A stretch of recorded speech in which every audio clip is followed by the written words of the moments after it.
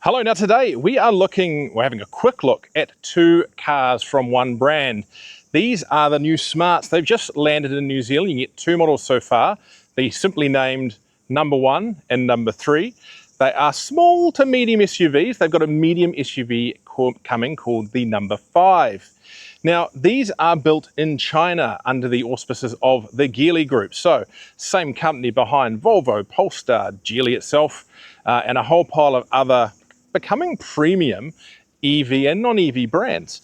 So yeah, a really interesting couple of vehicles. Let's go take a closer look.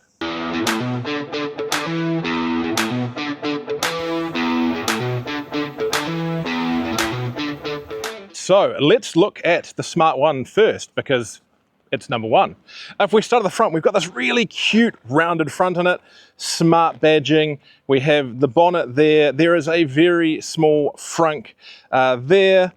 We have some cladding down here that's kind of like a grille, a little bit of holes, but nothing dramatic. A camera there. You do have 360 cameras on this car. And if we come around, we have some pretty darn huge looking wheels for a small car. If we look, these are 19s and they are massive. Now they are aero covers on a wheel, but they're quite a statement piece as far as wheels go. Around here we have black mirrors that fold in and out as you go. Pop-out door handles. Everyone knows me on pop-out door handles. These ones actually work okay. Never a giant fan, but still not too bad. And this black roof, and it's a really unique design, quite a big arch to it. I don't know if it's supposed to echo the roof line of the original Smarts, but it certainly does look interesting. Roof rails, and you have a big sunroof on this one. As opposed to a glass roof, this is more of a inset-in sunroof, I think.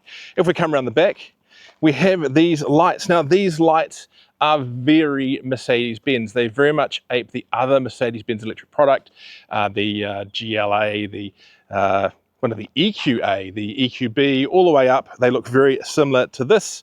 Smart badging, the button to open the door is in the hole there. And around that side, we have the CCS2 charging port. Let's have a quick look inside.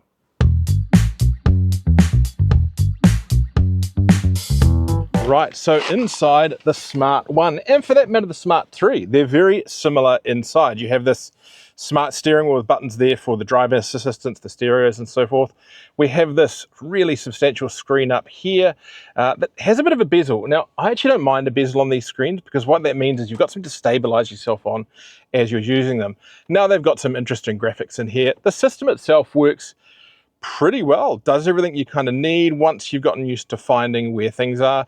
And there's some cool details, like you push this little house here, this go home button, and it'll take you home. Where did that sit in there? So you're not going to find out where I exactly live. Similarly, you've got a little small screen up in front of you for your kind of key driving details. Now, nice big vents here, all really feels really nice and metallic and quality through there. A wireless phone charger here, USB-Cs, 2 of them. In the center console here, it does feel a little bit plastic. It's a bit more solid on the 1 than it is on the 3, but yeah, it's okay. Big tub down here, again a bit plasticky, but that's fine. And the seats are really comfortable. They're bigger than you expect for a small car.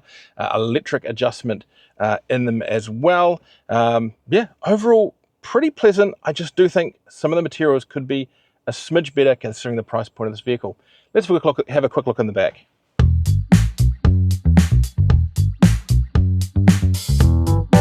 Right, here comes the classic Richard test. Do I fit? And the answer is yes, and actually pretty well. There is so much head height in here, plenty even down the sides. It's a little bit tight with the seat set for me. The seat could go further forward, and if you don't have a giant driver sitting in front, you're probably fine. But for a small car, it's a pretty solid effort.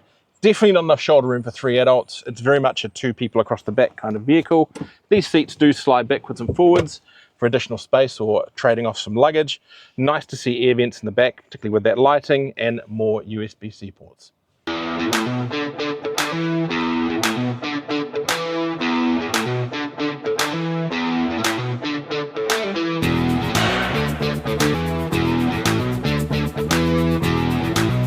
Let's take the number one for a quick drive. I've spent some other time driving it, of course. This is just kind of a summary. But I've been really impressed. It feels a bigger car than it really is. The seats are super comfy. They're firm, but really accommodating. And the steering, I think the steering is just good. It's pretty much perfectly weighted. You can even adjust the weighting in the screen. But the ratio is nice and tight. You know, it reminds me, it does actually have a bit of the spirit of the Smart brand in it. It does feel like a car that is set up for nipping in and out of gaps in the city and getting in and out of car parks. But it handles okay as well. It's rear-wheel drive in this particular one, and it just has quite a nice little balance to it. I'm still getting used to the whole gear stick on there, even though pretty much every car has it there these days. Yeah, the brakes feel nice and meaty. The ride is good. The road noise is a little strong. I do think that is a bit of a problem, though. I think part of that comes down to having, you know, relatively aggressive 19-inch tires on what is a little city vehicle. Perhaps on the lot, you know, something a little bit smaller, but more forgiving might be nice. But overall, I'm not going to argue, particularly when it can chuck U-turns like this. For a car with this much space, it is really maneuverable, but handles really nicely as well. But now I'm going to go and click my fingers and ask the little foxes in the infotainment system here to swap me in to the number 3.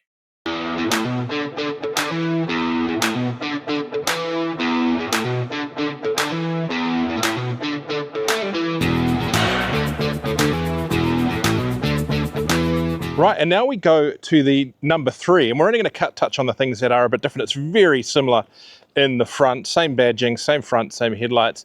As we come around the side, we still have 19-inch wheels, but a very different design, and I think a little bit reminiscent of the wheels on a Maybach. If the Cameron's going to give me a little head shake or not to whether he agrees. Yeah, he agrees. Around here we have an additional Smart badge here, because we don't get that big Smart badge up on the D pillar, I guess. Same wing mirrors, same door handles, but this far more downward swooping roofline. This is kind of like an SUV coupe style. Now these cars are similar. They do share the same basic platform, battery, motors, all those kind of things. But this one is a bit longer in the wheelbase. I'll put it down at the bottom of the screen, and a bit longer overall. Means it gets about the same interior space, a bit more boot, but just that more lithe look to it. If we come around the back, again, we have these very Mercedes-Benz tail lights, and similarly the charging port over the side. Let's go have a look at the differences inside the number 3.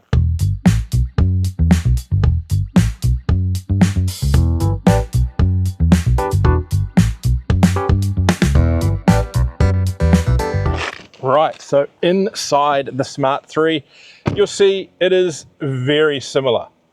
We have the same screen, the same setup with the little screen in front of here, same steering wheel. The only real difference is around here, where you have this kind of more sleek plastic patterned kind of finish.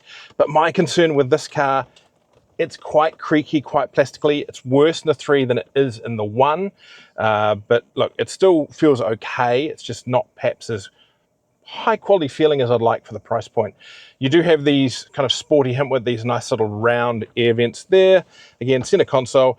And the seats, they're a bit different. They are a bit more sporty, but I think they're actually slightly more comfortable overall than the number 1. And I actually really like the little studs that you get in the seats.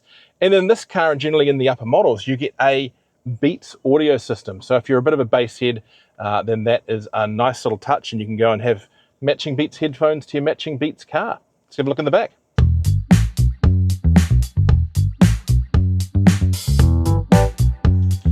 Now, can the number 3 pass our giant human test? Yes, absolutely. In fact, it feels even roomier in here than it does in the 2, and I think that's because it's more of a proper glass roof. It goes a lot more full width on the vehicle, giving you even more of that head/hat space.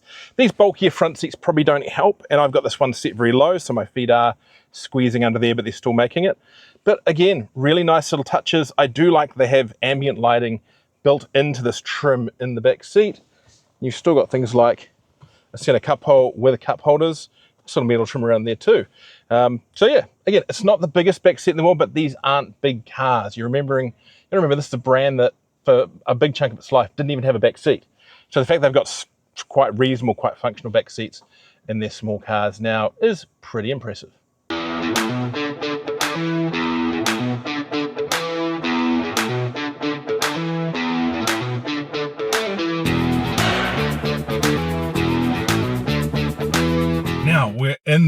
number 3. And it does feel a little bit different than number 2. I think it's just got that little bit longer on the wheelbase, a little bit wider on the track. So it does just feel a little more stable on the road. Not that number 1 is bad. This just is just a little bit sharper, I think. The ride is a really good compromise as well. And I've driven this in all-wheel drive mode on the Brabus form and in rear-wheel drive in this form, and both have really impressed. They are, I would argue, almost driver's cars for this kind of vehicle. And that's no surprise. I've driven the ZX, I've driven the EX30. They share this platform, and they're sharp driving cars as well.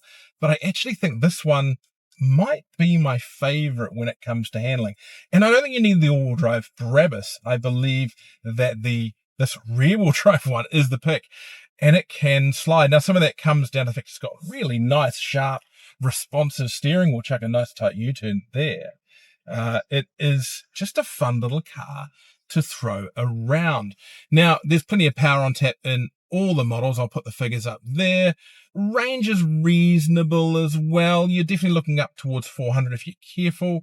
I think one of the advantages, someone says disadvantages, this car does have a NMC battery, so a little bit lighter than the LFP competitors out there, and that really does help with efficiency. At the end of the day, you can't get away from physics.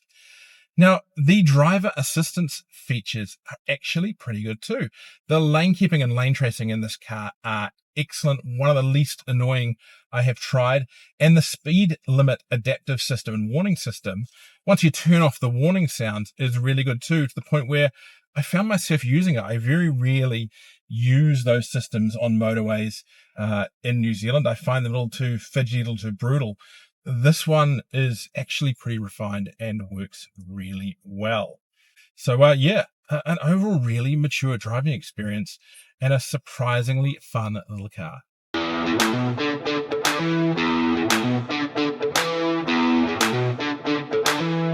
So the Smart 1 and 3, what do I think? I'm really impressed. These are two cool little cars. I think potentially the entry level, they're a little bit expensive, but some of the higher models, particularly the Brabus number 3, it's actually pretty good value for what is essentially an electric Mercedes in a pretty funky sports trim.